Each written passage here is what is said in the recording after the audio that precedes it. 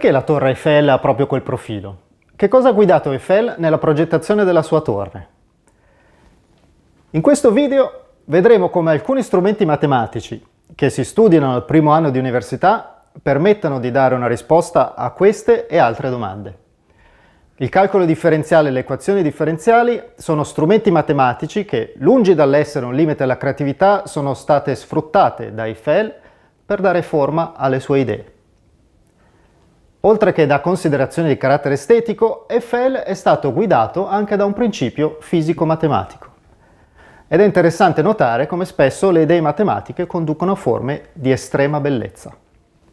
La preoccupazione principale di Eiffel nel progettare una torre di 300 metri era considerare l'effetto delle grandi forze orizzontali che si sviluppano a causa del vento. Qual era il problema? Consideriamo un caso semplificato e prendiamo un quadrilatero articolato come quello in figura. Se agiamo con una forza orizzontale, il quadrilatero si piega e la struttura collassa. Un modo per irrigidire la struttura e farla resistere a forze orizzontali è mettere un puntone o un tirante in diagonale. Ma questa soluzione non soddisfaceva Eiffel, sia per ovvie ragioni estetiche, sia per ragioni tecniche. Ve la immaginate una torre Eiffel fatta così? In un discorso tenuto presso la Società Francese di Ingegneria Civile il 30 marzo 1885, Eiffel descrive la sua idea più o meno in questi termini. Se abbiamo a che fare con una struttura molto alta come la nostra torre, è sufficiente, per eliminare l'uso degli elementi diagonali, dare ai montanti una curva tale che le tangenti a questa curva, condotte da due punti generici C e C', si incontrino sempre nel punto di applicazione delle forze esercitate dal vento sulla parte della struttura sopra i punti in discussione. Infatti, come insegna la statica, le forze in gioco, ovvero il peso della porzione di struttura considerata, le reazioni vincolari dei montanti e la forza risultante dovuta al vento, risultano un sistema equilibrato di forze perché concorrono tutte in uno stesso punto.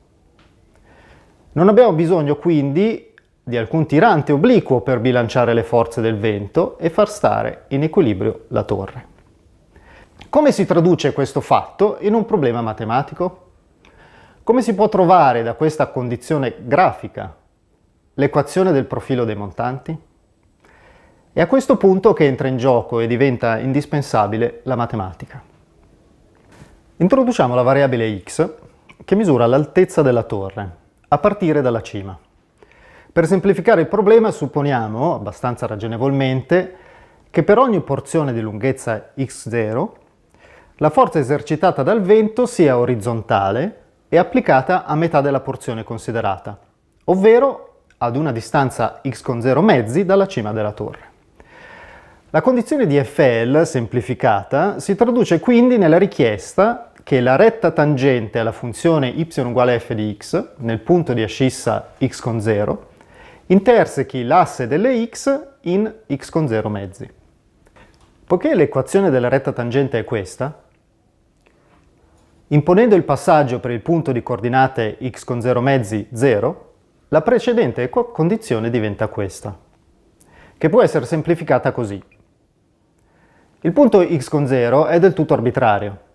Scrivendo allora x al posto di x con 0, otteniamo questa equazione. Questa è quella che in matematica si chiama un'equazione differenziale.